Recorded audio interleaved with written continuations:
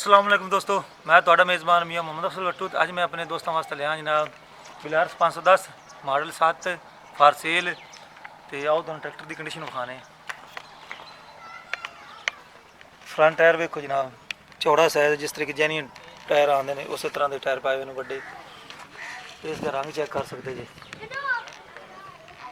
Model check करो 7 model दोस्तों।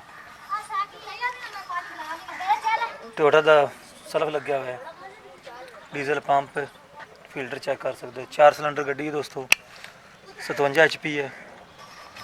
Front वाली साइड से आओ,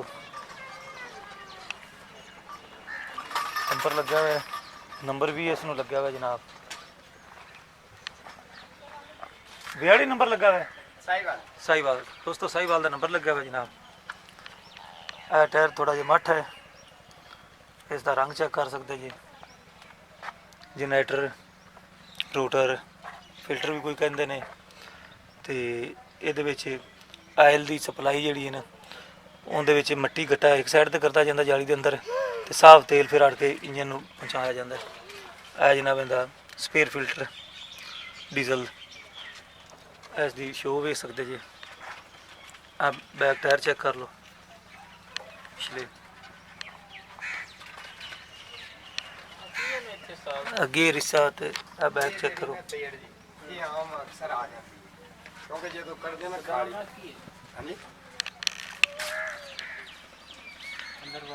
नहीं ये तेड़ बाहरों बारी होंदी है जो ट्रालियां के रिम चेक करो दोस्तों। टायर भी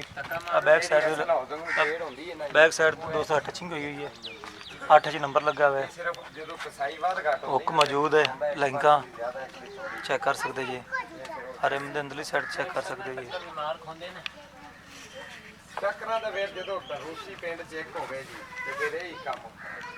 दोनों जेडे रिम है ना दोस्तों, दोनों ही रिम ने वेल्ड हुए हैं दोस्तों। 15 फुटा ट्राला है मगर सलियां दा पाते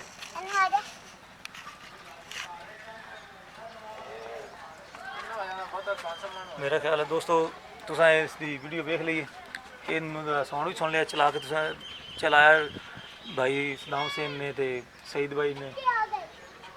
मेरा ख्याल है भी तुसा भी इसका साउंड सुन लिया है। तो हूँ मैं इसकी कीमत तुहानू दसी, इसकी डिमांड 11 लाख रुपए है।